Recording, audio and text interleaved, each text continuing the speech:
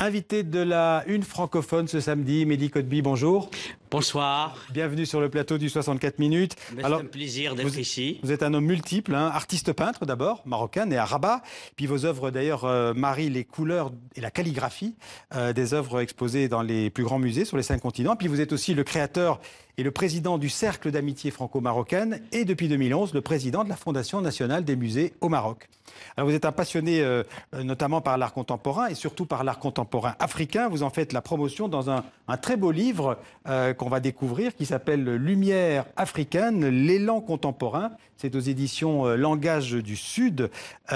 Qui sont ces artistes que l'on retrouve dans votre livre? J'ai vu qu'elle avait 84 au total. Absolument. J'imagine que le choix a été difficile à faire. Écoutez, c'est l'éditrice, à vrai dire, qui a fait le choix. Ouais. Et elle a fait un choix judicieux. Ouais. Ça, c'est incontestable. Vous parlez de lumière, je saisis l'occasion parce que vous voyez, dans une période comme la nôtre, on a besoin de lumière. Ouais. Et cette lumière vient d'Afrique. C'est vrai que l'art contemporain se porte bien en Afrique. Écoutez, il s'est toujours porté. D'ailleurs, c'est lui qui a nourri toute la modernité. Je crois qu'il faut rendre à l'Afrique ce qui est à l'Afrique. Ils ont nourri Picasso, ils ont nourri tous les artistes jusqu'à aujourd'hui. Alors on va voir quelques-uns des artistes qu'on retrouve dans votre livre. Je ne sais pas par lequel on va commencer. J'espère qu'on avait prévu de commencer par Ousmane Sow. Ousmane Sow qui est évidemment très connu, hein, qui a fait plusieurs expositions en France. Le plus grand sculpteur. Voilà, on voit. Figurez-vous que il y a une pièce qu'on va avoir devant le musée Mohamed VI d'art moderne et contemporain. On a acheté, le Maroc a acheté par le biais d'un mécène, Ouais. une œuvre d'Ousmane Sow. Qui est un grand sculpteur qui nous a immense. Oui, il est mort il y a hein. 1 an et demi. Voilà. Exactement. Alors, il y en a, je vous disais, il y a 84, donc on peut passer rapidement sur d'autres. Hein. J'ai vu Mohamed Arejdal, par exemple, qui est un Marocain. Absolument. D'ailleurs. Tout à fait. Je ne sais pas si on va voir l'œuvre. J'espère qu'on va voir. Voilà, je pense que ça, c'est une œuvre de. Voilà. Vous la voyez derrière vous? Absolument, je la vois très bien. Voilà. Je la connais d'ailleurs. Alors, c'est bien une œuvre très emblématique, hein, une très belle œuvre qui. Qu'est-ce qu'elle exprime pour vous, cette œuvre sur l'Afrique? Écoutez, elle exprime l'Afrique, elle exprime la lumière. Ouais.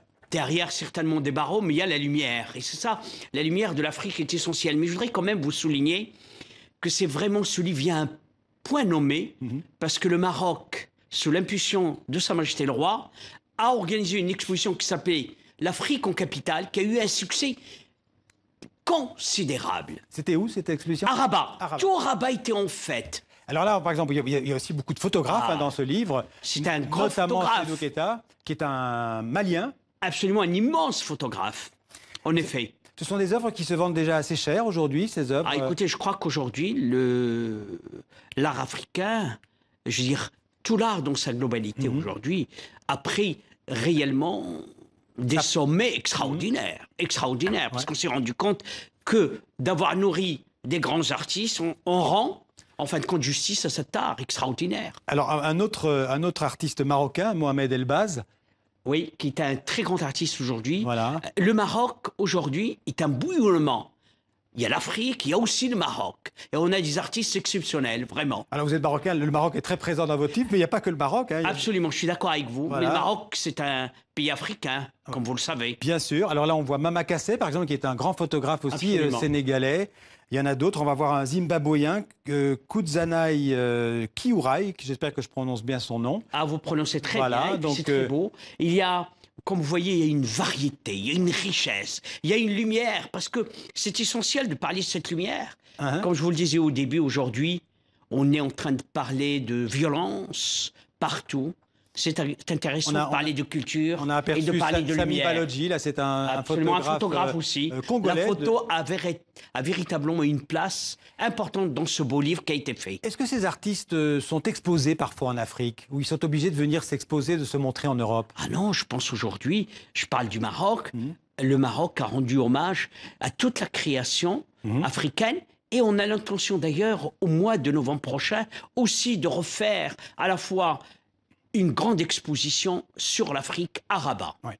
Alors l'art, pour vous, c'est un langage universel, ça doit être un trait d'union entre les hommes? Je dirais que c'est une passerelle qu'il faut fabriquer, qu'il faut construire, mais qu'il faut consolider entre les peuples et les cultures. C'est essentiel, car aujourd'hui, ce langage devient éminemment important pour que nous puissions atténuer les incompréhensions et les violences. Merci beaucoup, Mehdi Kotbi, d'être venu parler de ce très beau livre dont je redonne le titre, Lumière africaine, l'élan contemporain. On peut le trouver donc aux éditions Langage du Sud. Merci d'être venu en parler. Je vous remercie de m'avoir invité. Sur TV5 Monde.